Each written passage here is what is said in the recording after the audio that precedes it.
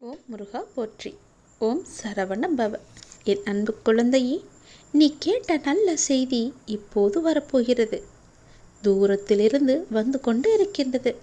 அதன் மூலமே உன்னுடைய கோரிக்கைகள் எல்லாம் நிறைவேறப் போகின்றது.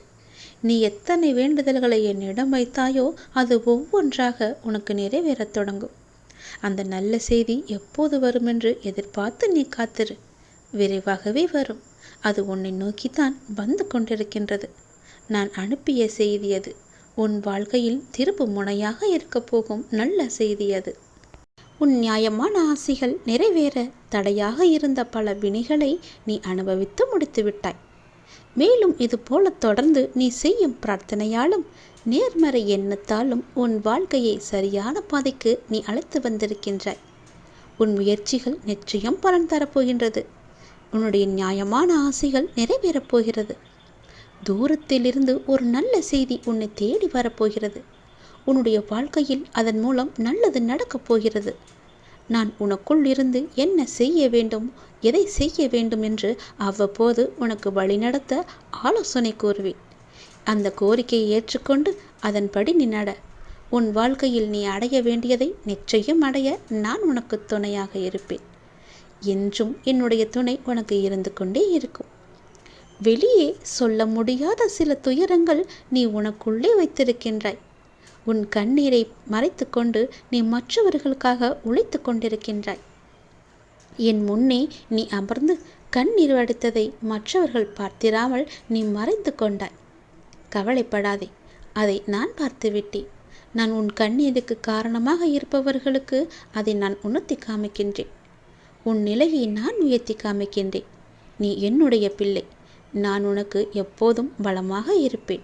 உற்ற துணையாக இருப்பேன். உன் வாழ்விற்கு புத்துயிர் தந்து உன்னை நான் வாழ வைப்பேன். எங்கும் நீ போக வேண்டாம். நான் இருக்கின்றேன். நீ என்னை மட்டும் பார்த்து கொண்டிருந்தால் போதும்.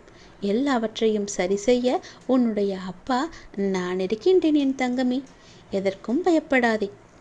நீங்கள் உங்களுடைய கருத்தில் ஒன்றுபட்டு இருந்தால் இந்த உலகமே எதிர்த்தாலும் உங்களை ஒன்றும் செய்ய முடியாது.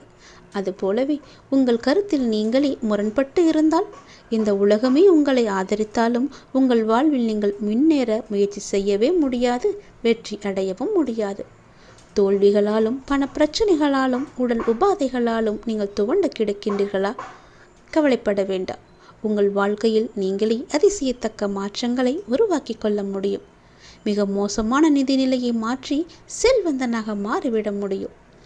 நோயாக இருந்தால் முழு ஆரோக்கியத்தை அடைந்து விட முடியும். சராசரி மனிதனாக இருந்தாலும் புகழ்மிக்க மதிப்புமிக்க மனிதராக மாறிவிட முடியும்.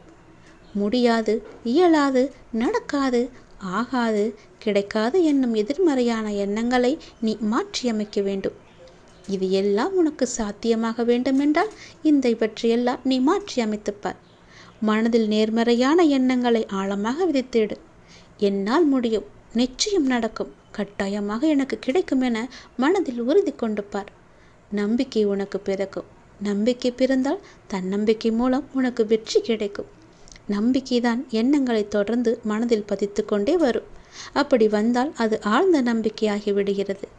ஆழ்ந்த நம்பிக்கையே அதிசய ஆற்றலாக செயல்பட்டு நாம் எது நடக்க வேண்டும் என்று விரும்புகின்றோமோ அது நிறைவேறதற்கு தேவையான வழிகளை அதுவே உருவாக்கி தரும்.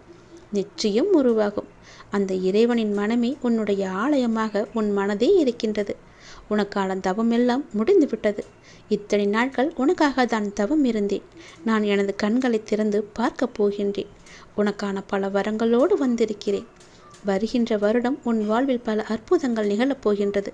உன் பொறுமைக்கு ஏற்ற நல்ல பலன் கிடைக்கப் போகின்றது. பிறக்கும் தமிழ் புத்தாண்டில் நல்லது நடக்கும்.